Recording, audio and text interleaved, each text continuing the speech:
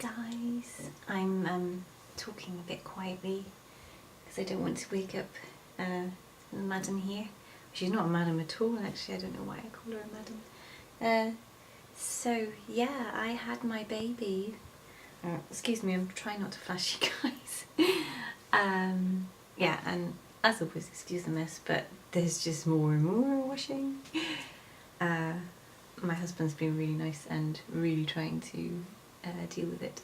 Yeah, I don't know how long I'm going to be able to stay on here.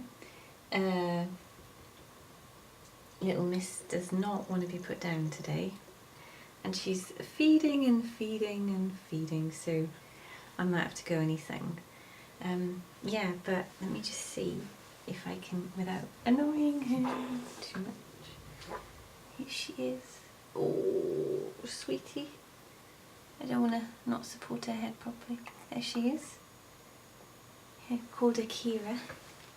Kira, because my husband loves the name, and May is her middle name, after my grandmother, who everyone called May. Yeah. I had a really good labour and delivery up until she was actually born, and then it got a bit dramatic. Yeah, I hemorrhaged and she wasn't breathing properly. She was breathing, but not properly. And she ended up having to go to the NICU for 2 days.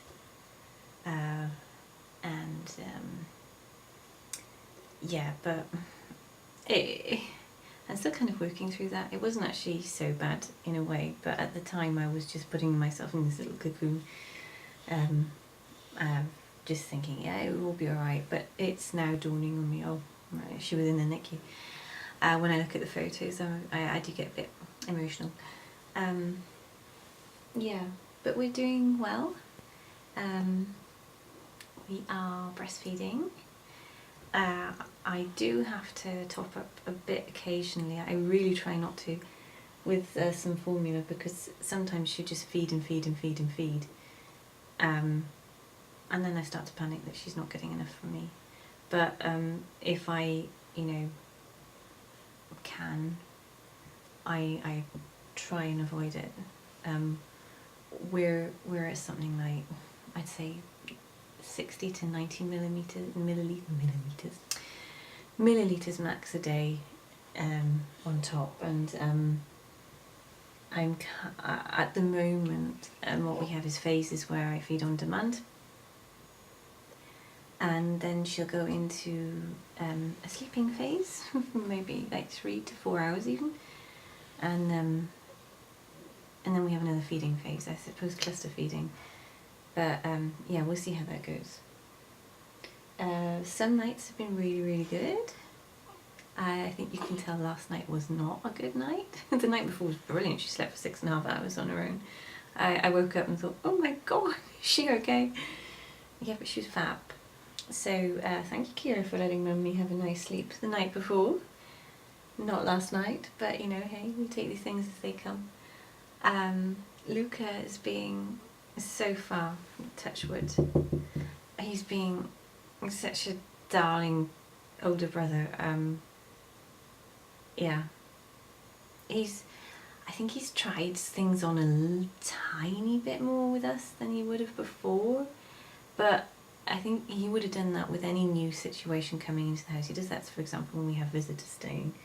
He gets a little bit cheekier, so if that's it, and I keep thinking this can't be everything, but he's just, he even tries to help, if I do, give her a bottle, he even tries to help feed her, or if she cries, he insists, and it's so sweet that either my husband or I do something about the situation and make it happier.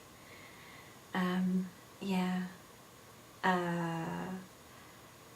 What else can I tell you guys? Having my midwife there, I will go into my birth story a bit more in detail in another video, but I'm going to have to really make myself think about it, because it's already becoming hazy. I think I was more or less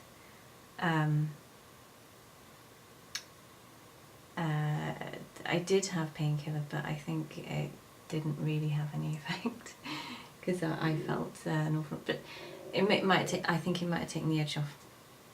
But it was quite intense, but it was alright. But then again, you know, you go into this weird Lala labour land, and I was definitely there. But it was, yeah, I mean, you know, really up until she was actually born, and then we had all the drama, it was a really positive experience.